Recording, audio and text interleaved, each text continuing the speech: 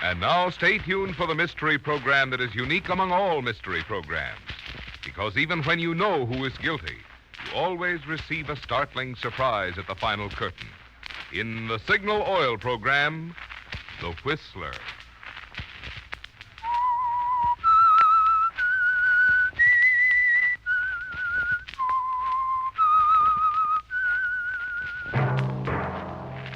Signal, the famous Go Farther gasoline, invite you to sit back and enjoy another strange story by The Whistler.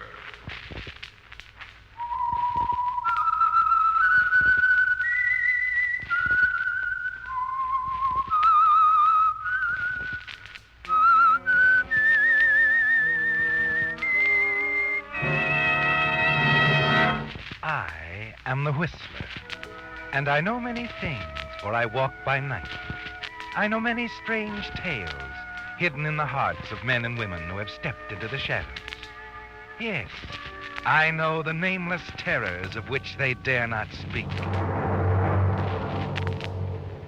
And now for the Signal Oil Company, The Whistler's strange story, a friendly case of blackmail.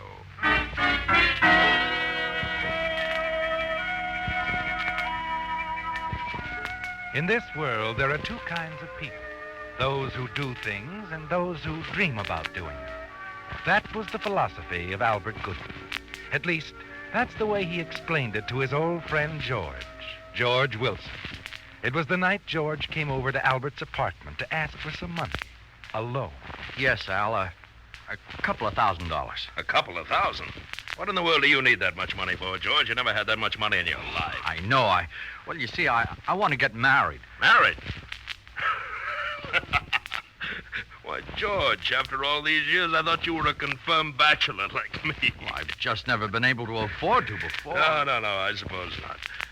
Still, George, maybe having a wife will inspire you. Help you make something out of yourself. Start a new career, perhaps. Oh, I couldn't leave Shannon and Reed not after all these years. Oh, why not? You're still on the same job you were when I left there 18 years ago, aren't you? Oh, I've had some raises. Well, that's something, of course, but you haven't advanced your position. No, I'm still a bookkeeper. Well, I understand many bookkeepers are married and quite happy. But some women want a lot, you know. A car, clothes, jewels. Oh, no, Ethel's different. Oh, I see. Well, I'm very glad to hear that. Anyway, it's your business. You do what you want to do. But the $2,000 you're asking me for, George, that's a lot of money. If you don't have it as a bachelor, I don't see how you expect to put away enough after you're married to repay me. I'm afraid I can't let you have it. Al, I thought... I know. We've been friends for a long time, and believe me, George, I'm refusing to lend you this money as your friend. Borrowing that much money to get married on is a big mistake. But Ethel doesn't want to wait, and In that case, you'll just have to make the best of your present situation. Then start doing something to better yourself. It's time you did anyway. I don't exactly know what you mean. Well, I'll tell you, George. There are two kinds of people in this world. People who do things and people who only dream about doing them. Now, take us, for example. Us? Sure. 20 years ago, we were both in the same spot, bookkeeping for a second-rate investment company for $100 a month. We both had the same chance to get ahead. Today, I have most of the things I want. Money, position. I've earned them, George. And you? Me. I have to come to you for money to get married on. Yeah, I think I see what you mean. No, don't get me wrong. All I'm saying is that you've got to set your sights high and then work like the very devil to reach your goal. Sure. Well, Al, I guess there's nothing more to say. Believe me, George, I'm sorry, but honestly, I think you'll thank me someday for not lending you this money. Maybe you're right, Al. I don't know. Maybe you're right.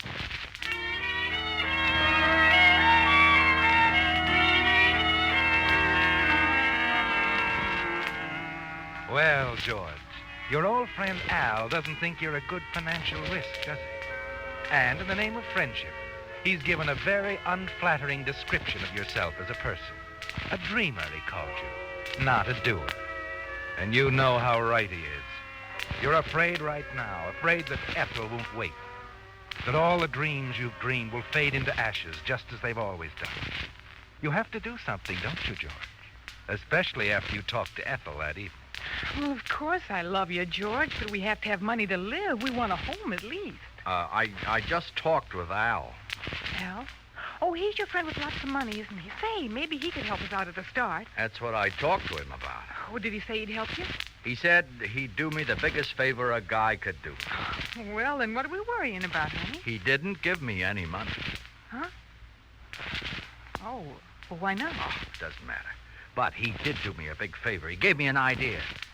An idea about what to do. Yeah, what? Ethel, do you love me? Oh, you know I do, honey. And you don't care too much where our money comes from? I mean, as long as we have plenty? Well... Enough to buy you everything you want? Oh, gee, honey, what you do is your own business. As long as you don't get into trouble. Okay. Well, Al reminded me of something today.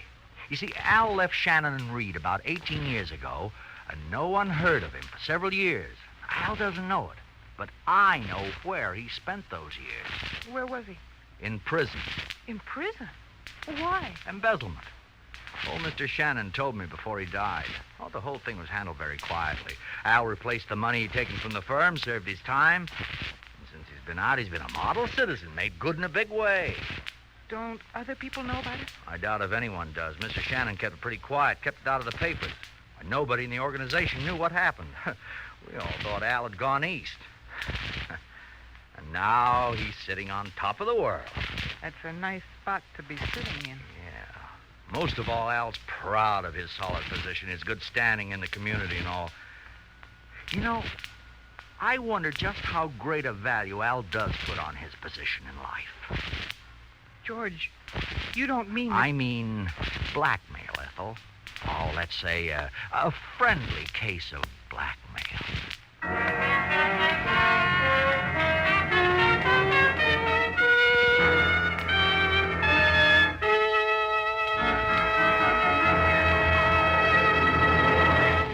Are you the kind of motorist who gets fun out of driving? Then just for the fun of it, here's an experiment I'd like for you to make. Try just one tankful of Signal Ethyl, the premium quality of Signal's famous Go Farther gasoline, engineered to bring out the best in any car. Yes, if you like fun, you'll get sweet satisfaction out of the prompt obedience with which Signal Ethyl makes your motor respond to the starter. If it's fun you like, it's fun you'll have when the traffic light goes green and your Signal Ethyl pep makes other drivers turn green. And if it's fun you like, you'll still be having it, as Ethyl signals Ethyl's power whisks you effortlessly down highways and up hills, with the hushed purr of your motor echoing your own feelings of relaxed contentment. Yes, driving can be fun, and you'll be sure you're having all the fun your motor has to offer if you just fill up next time at a Signal service station. Fill up with Signal Ethyl.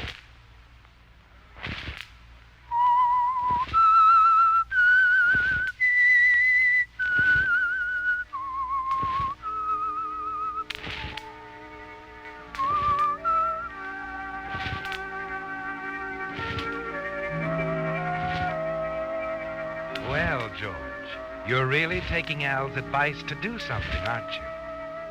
The next day, you carefully print a note to Al on a plain piece of paper demanding $5,000. There'll be no telltale marks to identify you. Then you send Ethel down to Phoenix for the weekend with explicit instructions about how to mail it from there. Then you wait. Al will get it when he gets home Monday evening. Then the fireworks will start. After all, George, you're his best friend. If he talks to anyone, it'll be to you. So you sit around your drab little apartment and wait. Finally...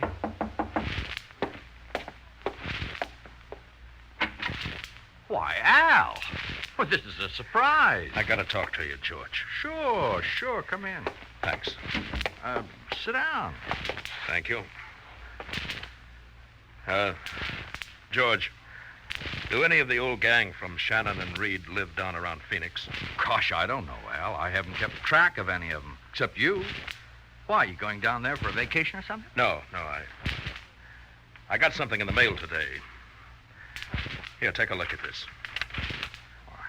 This is strange. It's printed. Yes. Go on, read it.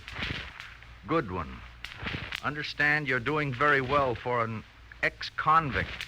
If you want to keep the past dead, you'll have to pay me $5,000. If I know you, you won't want your present friends and business associates to know that you served time for embezzlement. Why, Al, that's blackmail. Yes, blackmail. Yes, blackmail. Al, surely it's not true. I'm afraid it is, George. Mr. Shannon was a right guy. He kept it very quiet. Even let me tell everyone I was going east for a few years the day the auditors caught up with me. But I really went to prison. George, if this gets out, it'll ruin me. Oh, you paid for your mistake? Yes, I know I have, but apparently I haven't paid enough. People are funny about ex-convicts. I just can't let this get out now, George. It would kill me. You're my best friend. Maybe you can help me, huh? Well, I'll do anything I can, Al. Good. Now, I'm supposed to leave the money in small bills in a shoebox on the top of the mailbox on the corner of Franklin and Hudson tomorrow at 3 in the morning. But you're not going to do it. I tell you, George, I've got to. But I want you to be there, hiding somewhere, to see if you can see who picks it up. You mean you're going to try to track down who this blackmailer is? Of course. I'll pay this time, but I'm going to find out who's doing this. And when I do, well, that guy, whoever he is, will be in for plenty of trouble. Yeah. Yeah, he sure will.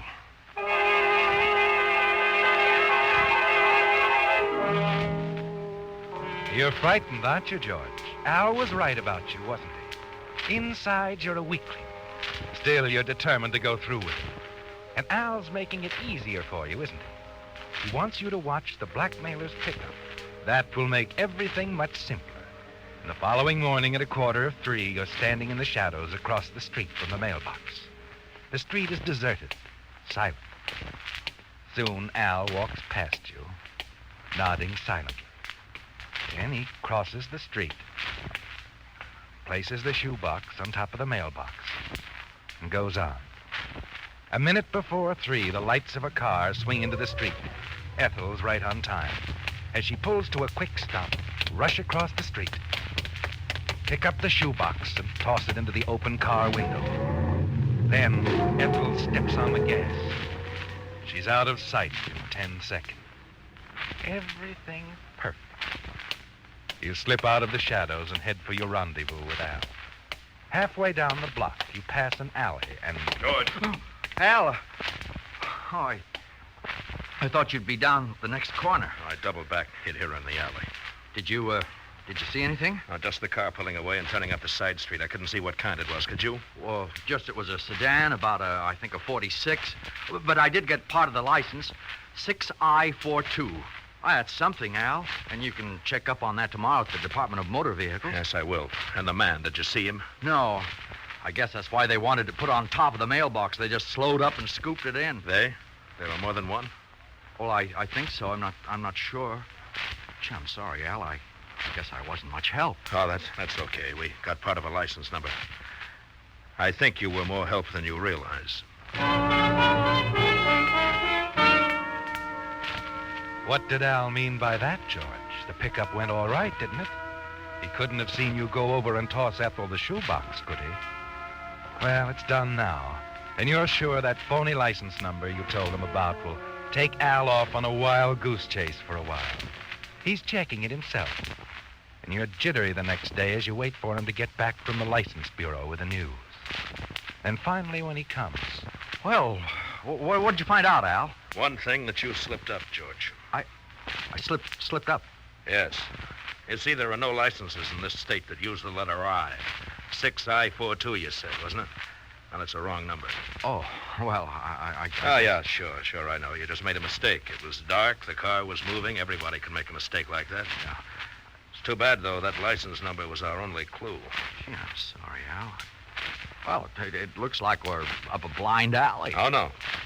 No, I've got a couple of ideas. I'm going to Phoenix for the weekend. Phoenix, George. You wonder if Ethel could have left a clue behind her. If anyone saw her in Phoenix who could connect her with you. But all you can do is wait over the long weekend. On Monday, Al is back. But you don't hear from him all day. By nighttime, you're jittery. And when Ethel stops by and wants you to take her out, you tell her you have to wait for Al's phone call. Both of you wait nervously until it comes. Uh-oh. I think this is it. Hello? George? Oh, yes, Al. Any luck? Yes, a little. I checked all the hotels and tourist camps for people from Los Angeles who were in Phoenix the day the blackmail letter was mailed. Yeah? And I found one. Oh? A girl named Ethel Martin lives on Orange Drive. I'm just going over there now to look her up. Oh, I see. Well, good luck. Yeah, well, I'll let you know what I find. Goodbye. Yeah, goodbye. George, what's the matter? He found out you were in Phoenix. What? Oh, we got to get out of town. I guess you're right. Well, with that $5,000 we got from Al... That $5,000 won't go very far. But that's all there is. We can get more. The same way you got the $5,000. Only this time, we'll get a big stake and clear out. Oh, no, honey, it's too risky. Al's too close already. Not if he doesn't find me.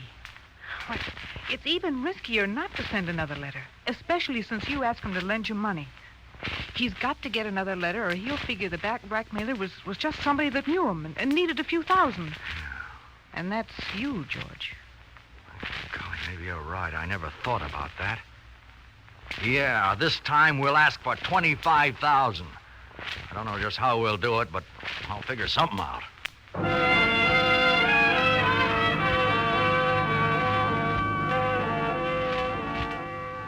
Well, George, you're finding out something that Al didn't know.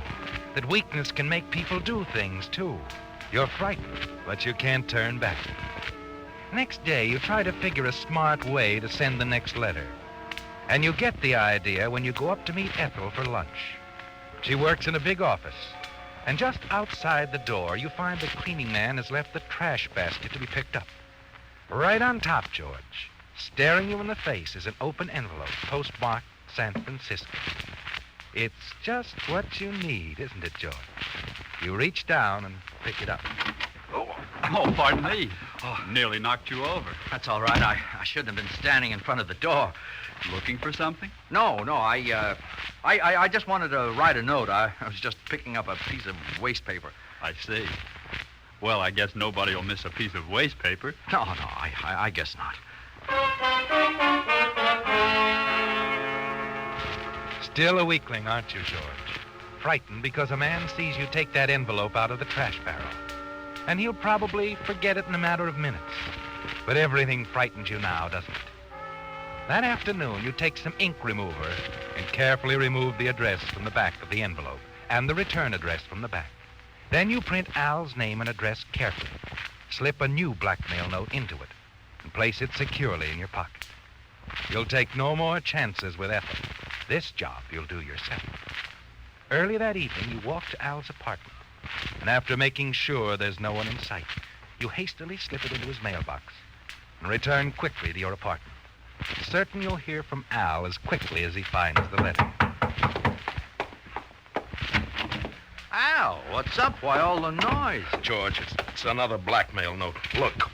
Look. Well, I'll be... This time they want $25,000. Pick up in the same place Friday night. It gives me 3 days to raise the money. Well, are you going to pay it? Oh, I don't know. Also gives me 3 days to track down the blackmailer. Yeah. Any ideas? Yeah. This envelope's postmarked San Francisco, but that doesn't mean anything. Oh, no. Why not? Because this wasn't delivered by mail. I picked up all of my mail when I got home this evening, then I went out to have dinner, and while I was gone, somebody slipped this in my box. Oh, what makes you think so? There's no special delivery stamp on it. This envelope's been used before. Oh, no. How do you know that? The original address was removed with ink remover. You can see the yellow stain, you see? Now watch while I hold it in front of the light. You see those pin scratches? Yeah, but you can't tell what they are. No, the new address written over has obscured them. But you can make out something of the name, you see? It's Rafferty. Yeah, that's it, you see? Rafferty. You can make out part of the return address, too. San Francisco 14. Yeah, I think maybe you're right. No, I've got something. Rafferty, San Francisco 14. I'll go up there tomorrow, and if I can find out who that letter was written to down here, then I may have the trail. And believe me, George, if I find this guy, he'll wish he'd never started this.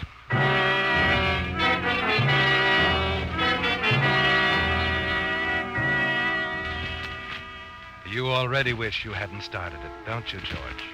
And all the time Albert is in San Francisco, you're jittery. Even though you tell yourself that no matter what he finds out, He can't connect his findings with you. But as one day passes and then another, your fears grow. Finally, the next day, you can stand it no longer. You decide to leave town immediately. Hurry to Ethel's office, and you walk in the door. Oh, hello, darling. How nice. Just in time to take me to lunch. Yeah, come on, hurry. What? George. George, what's the matter? That man in your office in the brown topcoat, that was Al. Al? You mean... Yes. What's he doing here? I don't know. He came in a few minutes ago. Thought he was still in San Francisco. Who was that other man, the one he was talking to? The man he asked for? Well, Jim Rafferty. Jim Rafferty. Yes. Oh, what's the matter, George? That man Rafferty. He's the one who saw me pick up the envelope in the trash barrel, the one I put the blackmail letter in. It was his envelope. Come on, honey. We've got to get out of here fast.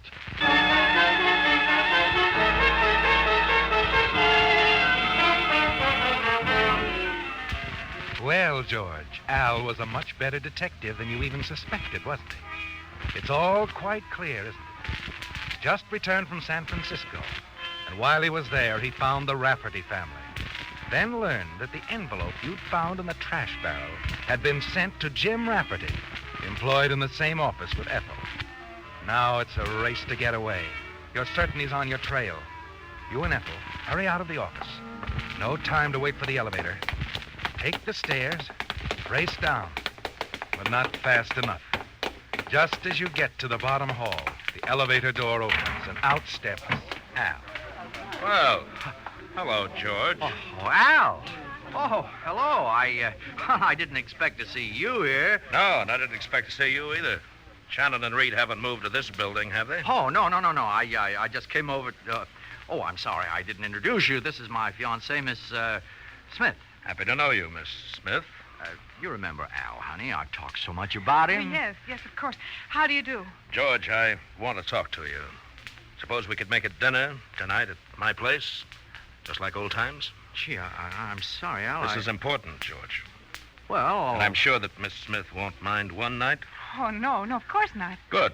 Then 6 at my place, George. Just the two of us.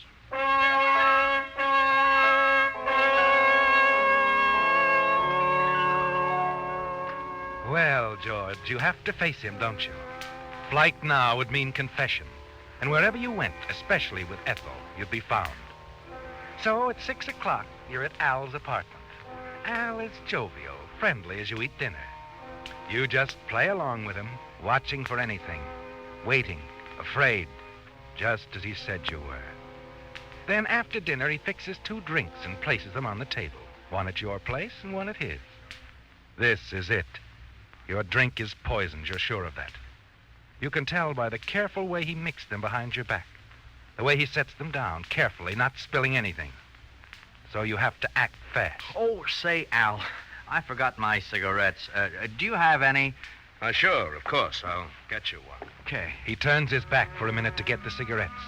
With one quick movement, you switch the 2 drinks. Then he's back. Ah, there you are. Oh, thanks. Now, how about a toast, George? Sure. To friendship.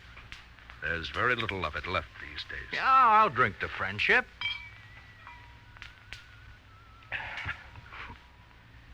Yes, there are very few friendships like ours, George. That's why I wanted you here tonight. You see, George, one of those drinks we just had was poisoned. Yes, I know that, Al. You know? I'm not as stupid as you think. I know that you found out I was blackmailing you, and I knew you'd planned to kill me. It was the only way you could keep your past covered up. If you'd had me arrested, everything would have come out. But I fooled you, Al. I fooled you, because while you got the cigarettes, I switched the drinks. No. No, George. Yes, Al. That's right. Turn white. Now it's your turn to be afraid. Go on, Al. You said you were different. A strong man, a doer. All right, now let's see how strong you are.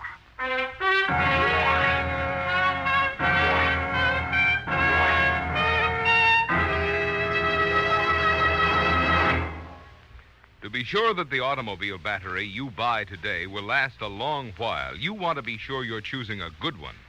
And you can be sure if you choose a Signal Deluxe, the battery which embodies what has been called the greatest battery improvement in 20 years. I'm talking about Signal's microporous all-rubber separators. Because they hold twice as much acid solution between the plates, Signal Deluxe batteries deliver up to 35% more power. Plenty for extra quick starting, plus the many electrical gadgets on today's cars. As a result, these super-powered batteries stand up so well, Signal guarantees them a full 30 months on a service basis. That's up to 2.5 times as long as many ordinary batteries, which means that all the while you're enjoying its dependable trouble-free performance, a Signal Deluxe battery is actually costing less per month. Less than you think, because your Signal dealer will not only trade in your old battery, but has liberal credit terms available.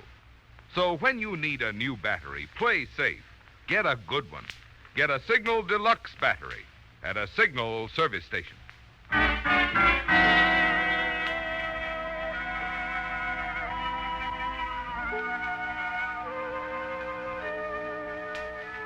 So, George, you've outwitted Al at last.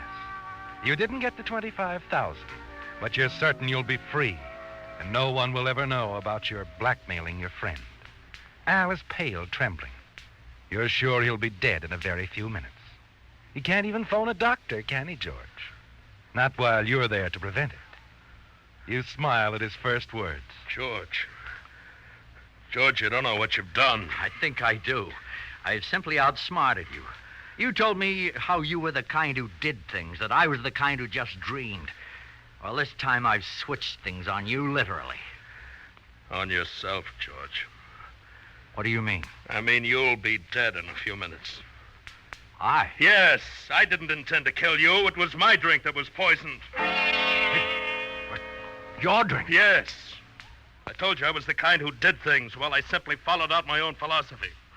I've spent too many years building myself to lose everything, so I decided to end things deliberately, rather than have my life ruined by a blackmailer I couldn't trace. You couldn't trace it? That's right. That man Rafferty was my last chance, and when he told me how the trash barrel was accessible to anyone, that he'd seen a man pick an envelope out of it but didn't remember what he looked like, I figured my situation was hopeless. There wasn't any use going on. You mean you didn't know about me? I didn't even suspect you. But you've settled the score for me. You've brought on your own punishment. Al, look, do something. No, it's too late, George. Much too late. No one in the world could help you. And the funny part of it is I was doing everything for you. You were getting the big favor you asked. I don't get it. I knew you were a weakling, George, that you'd never do anything on your own, but I liked you in spite of your weakness. So when I decided to take my life, I wrote out a will. A will leaving everything I have to you.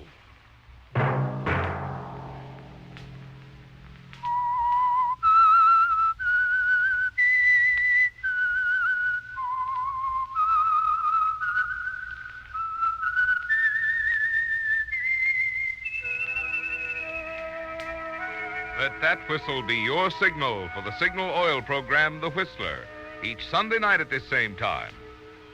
This month, throughout America, churchmen of all faiths are calling special attention to the part religion plays in building and preserving our American way of life. Religion is one of the freedoms our forefathers fought for, one which today, more than ever, needs not only our protection, but our active support.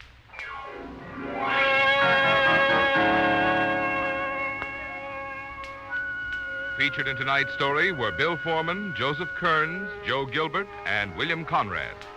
The Whistler was produced and directed by George W. Allen, with story by John Everett, music by Wilbur Hatch, and was transmitted to our troops overseas by the Armed Forces Radio Service. The Whistler is entirely fictional, and all characters portrayed on The Whistler are also fictional. Any similarity of names or resemblance to persons living or dead is purely coincidental. Remember at this same time next Sunday, another strange tale by The Whistler. Marvin Miller speaking for the Signal Oil Company. This is CBS, the Columbia Broadcasting System.